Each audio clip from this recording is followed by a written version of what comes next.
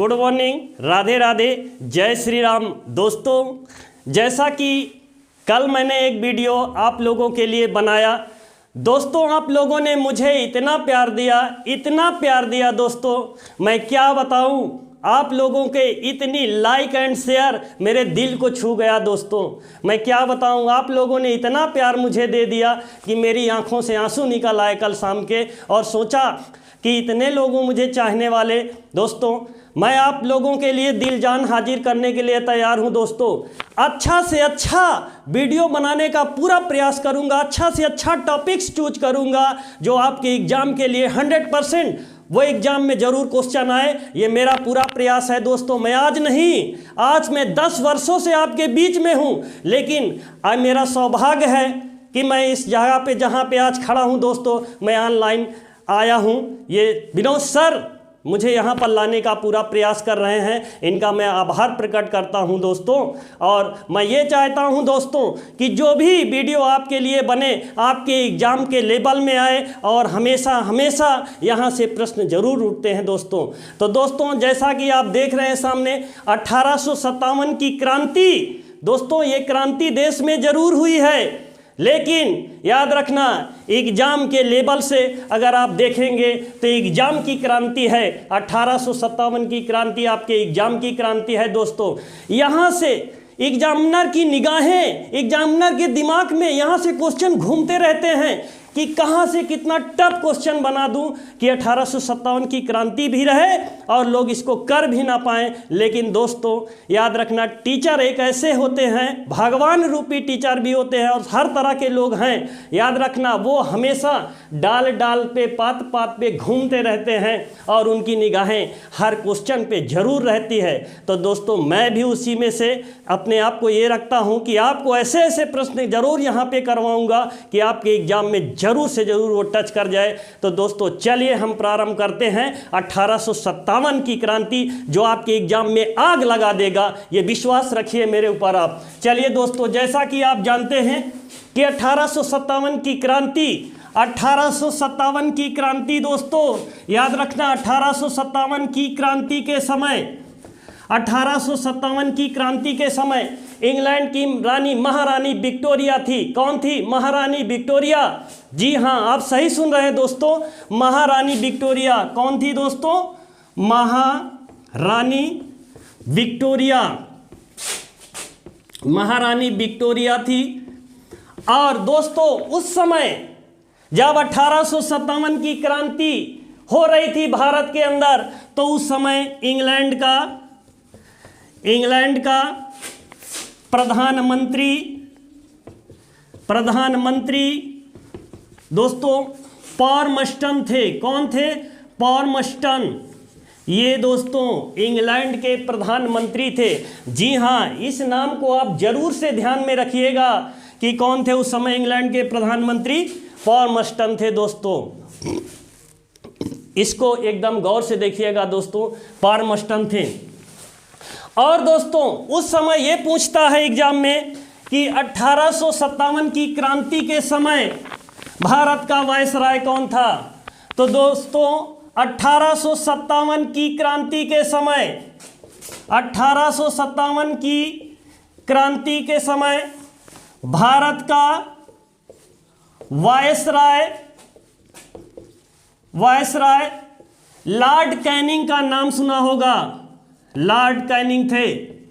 याद रखना दोस्तों, लॉर्ड कैनिंग मैं भारत के पूरे जितने भी गवर्नर जनरल हैं, यहाँ तो लॉर्ड कैनिंग का कार्यकाल दोस्तों 1856 से लेकर 1862, ये लॉर्ड कैनिंग का कार्यकाल है दोस्तों। भारत में जितने भी गवर्नर हुए हैं, मैं आपको विश्वास दिलाता हूं, वो रॉबर्ट क्लाइव से लेकर सी राजगोपालाचारी के बीच में एक एक गवर्नर को चुन के आपके सामने रख दूंगा। और दोस्तों विश्वास रखिए, ये 1857 की क्रांति के समय भारत के वायसराय कौन थे? Lord Canning. और याद रखना दोस्तों, उस समय जब 1857 की क्रांति होती है, उस समय ईस्ट इंडिया कंपनी के जो प्रमुख थे वो कौन थे दोस्तों? उनका नाम जॉर्ज एनिसन। कौन थे? जॉर्ज जॉर्ज एडिसन थे, ये कंपनी के मुख्य सेनापति थे दोस्तों। इसके बाद 1857 की क्रांति जैसे होती है, कुछ समय के बाद इनको हटा दिया जाता है और इनके स्थान पर दूसरे कॉलिन कैंपबेल की नियुक्ति की जाती है। कॉलिन कैंपबेल की नियुक्ति कर दिया जाता है, जॉर्ज एडिसन को हटा दिया जाता है। दोस्तों इस पॉइंट को ध्यान में रखिएगा। जॉर्ज एडिसन थे पहले, लेकिन क्रांति जैसे ही कुछ दिनों शुरू हुई, बाद में इनको हटाकर कॉलिन कैंपबेल की नियुक्ति कर दिया जाता है। दोस्तों 1857 की क्रांति के समय ये पूछता है भारत का मुगल सम्राट कौन था दोस्तों। तो 1857 की क्रांति के समय 1857 की क्रांति के समय भारत का मुगल सम्राट बहादुर शाह जफर थे। कौन थे? बहादुर शाह जफर। याद रखना दोस्तों, बहादुर शाह जफर को ही बहादुर शाह द्वितीय कहा जाता है। क्या कहा जाता है? बहादुर शाह द्वितीय। बहादुर शाह द्वितीय भी इनको कहा जाता है। याद रखना दोस्तों, याद रखना इनको कहां से गिरफ्तार किया गया था दोस्तों। आप जैसे जानते हैं कि इनको हुमायूं के मकबरे से गिरफ्तार किया गया था और इनको जो सूचना देने का काम किया था एक व्यक्ति था, उसका नाम था इलाही बख्श।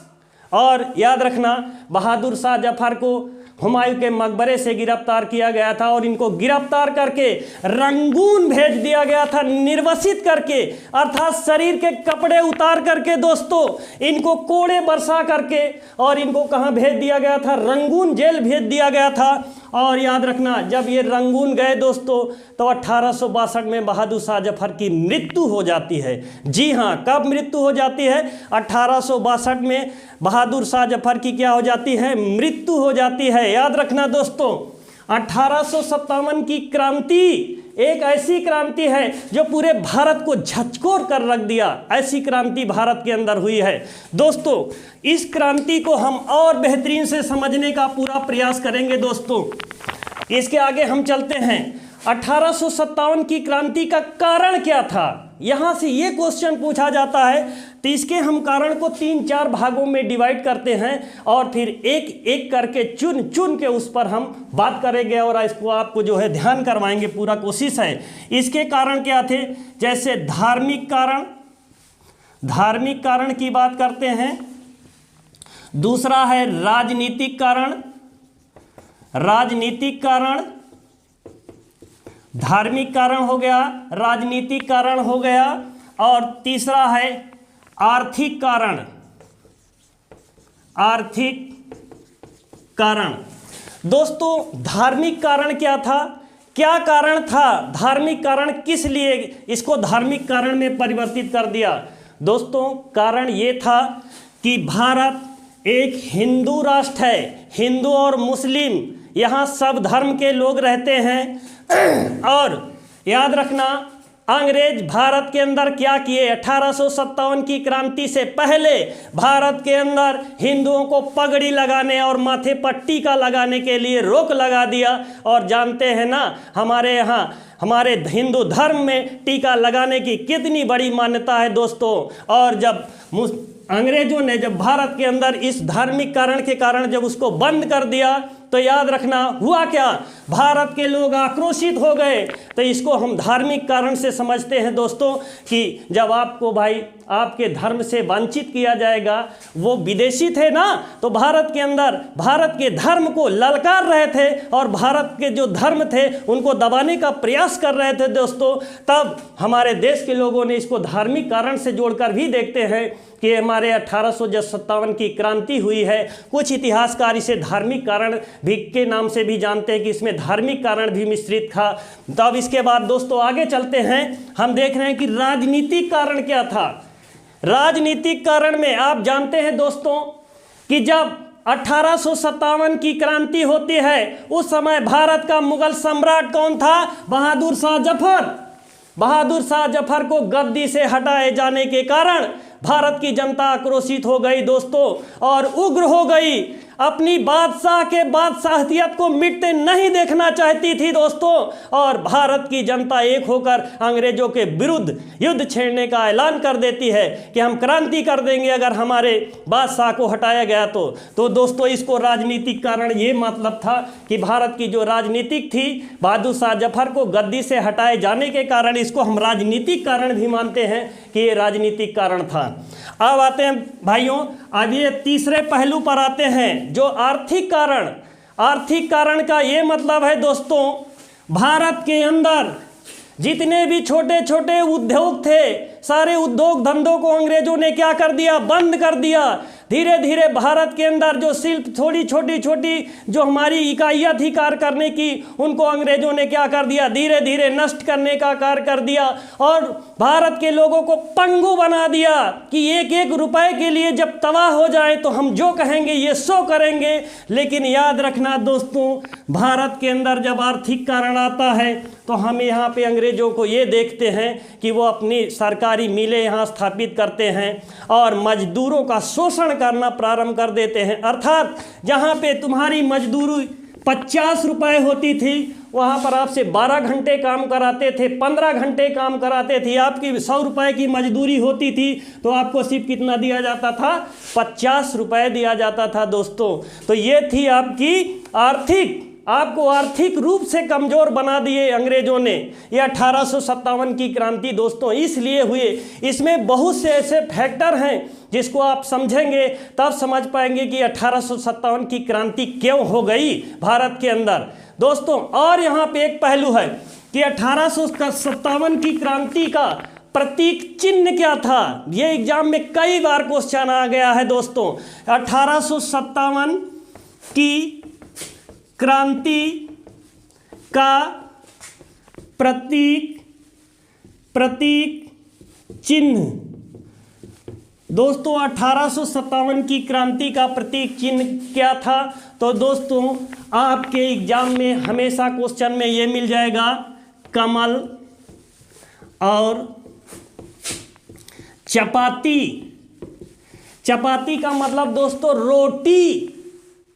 आपको लोग क्या अंग्रेज बर्बाद करना चाहते थे, तो हमारे देश के लोगों ने 1857 की क्रांति का जो चिन्ह रखना कि हमको रोटी चाहिए। सोचो कि रोटी के लिए भारत के आदमी भूखे मरने लगे थे। जैसा कि कल एक वीडियो बताया था कि 1770 में ऐसे लोग मर रहे थे, तब भी अंग्रेज आपके साथ एकदम पत्थर दिल रख के और आपके साथ बर्बरता से पेश आ रहे थे। तब लोगों ने इसका चिन्ह रखा कमल और चपाती। कमल और चपाती 1857 की क्रांति का प्रतीक चिन्ह है, याद रखना दोस्तों। अब इसके बाद चलते हैं कि 1857 की क्रांति में इलाहाबाद से नेतृत्व किसने किया, फतेहपुर से किसने किया, कानपुर से किसने किया, मेरठ से किसने किया, राजस्थान से किसने किया और असम से किसने किया, फतेहपुर से किसने किया। एक एक क्वेश्चन को करके डीप से पूरी तरह से करने का प्रयास करेंगे दोस्तों। जैसा कि मैंने बताया है कि इलाहाबाद से 1857 की क्रांति का अगुवाकार नेता जिसको बोल सकते हैं, अगुवाकार कौन था? तो दोस्तों जैसा कि इलाहाबाद 1857 की क्रांति के जो लीडर थे लियाकत अली, अरे कौशाम्बी के लियाकत अली थे इलाहाबाद 1857 की क्रांति के अगुवाकार नेता। वही लियाकत अली दोस्तों जो महंगाव में लियाकत अली इंटर कॉलेज जो चल रहा है दोस्तों, वही लियाकत अली हमारे कौशाम्बी की धरती से 1857 की क्रांति के लिए गरजे थे। याद रखना दोस्तों, इलाहाबाद की 1857 की जो क्रांति में इलाहाबाद के अगुवाकार नेता लीडर कौन थे? लियाकत अली। ये भूलने वाला क्वेश्चन नहीं है दोस्तों, एक बार इसको आप देखिएगा और याद रखना, हम आपको पूरी तरह से बताने का प्रयास करेंगे दोस्तों। एक एक चुन को चुन कर मारेंगे। तो दोस्तों इलाहाबाद के जो लीडर थे कौन थे? लियाकत अली। ये यहाँ से नेतृत्व कर रहे थे। इलाहाबाद का नेतृत्व किसने किया था? लियाकत अली ने किया था दोस्तों। इसके बाद फतेहपुर का नाम आता है। फतेहपुर का जो नेतृत्व किया था दोस्तों अजीम उल्लाह ने 1857 की क्रांति का नेतृत्व किया था। फतेहपुर से अजीम उल्लाह ने नेतृत्व किया था।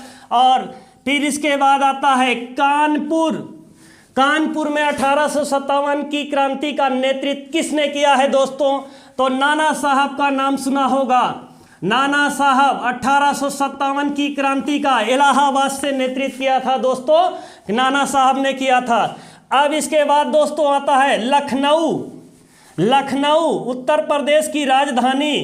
लखनऊ से नेतृत्व किसने दोस्तों ने किया था? लखनऊ से बेगम हजरत महल दोस्तों, बेगम हजरत महल ने लखनऊ से 1857 की क्रांति का नेतृत्व किया था। और दोस्तों यहाँ से क्वेश्चन हमेशा ये पूछता है कि कानपुर से 1857 की क्रांति का नेतृत्व किसने किया है, फतेहपुर से किसने किया है। तो इसलिए मैं इसको लिख के आपको बताने का प्रयास कर रहा हूँ दोस्तों। स्क्रीनशॉट ले लीजिएगा ताकि इसको आपको भूलने ना पाए दोस्तों, इसको ध्यान में रखिएगा। अब इसके बाद चलते हैं दोस्तों झांसी से 1857 की क्रांति का नेतृत्व किसने किया था? रानी लक्ष्मीबाई। अरे वो महिला हो के भारत के अंदर 1857 की क्रांति में आग लगा दिया था दोस्तों। तो ऐसी महिला को हमारे दिल से हमको सलाम करते हैं, प्रणाम करते हैं, तहे दिल से उनका शुक्रिया अदा करते हैं कि हमारी महिलाएं 1857 की क्रांति में आग लगाने का कार्य किया है, हमारे देश के जवानों को जगाने का कार्य किया है। तो झांसी से किसने किया है? रानी लक्ष्मीबाई ने 1857 की क्रांति का नेतृत्व किया था झांसी से दोस्तों। इसके बाद कहां से? मेरठ में 1857 की क्रांति का दोस्तों नेतृत्व किसने किया है? मेरठ से किया है कदम सिंह ने 1857 की क्रांति का नेतृत्व किया है दोस्तों, मेरठ। अब इसके ऊपर चलते हैं, नीचे आपको दिखाई नहीं पड़ेगी इसलिए थोड़ा ऊपर से लिखने का प्रयास करते हैं दोस्तों। चलिए अब इसके बाद चलते हैं असम से 1857 की क्रांति का नेतृत्व किसने किया है? मनीराम दत्ता ने 1857 की क्रांति का नेतृत्व किया है असम से। असम के बाद हम चलते हैं ग्वालियर से तात्या टोपे का नाम सुना होगा दोस्तों। तात्या टोपे ने 1857 की क्रांति का नेतृत्व किया है ग्वालियर से। उसके बाद गोरखपुर आता है। गोरखपुर से 1857 की क्रांति का नेतृत्व गजाधर सिंह ने किया है। गजाधर सिंह ने 1857 की क्रांति का नेतृत्व किया है दोस्तों। और फैजाबाद से 1857 की क्रांति का नेतृत्व किसने किया है? फैजाबाद से 1807 मौलवी अहमद उल्लाह ने किया है। किसने किया है? मौलवी अहमद उल्लाह ने नेतृत्व किया है दोस्तों। अब इसके आगे चलते हैं।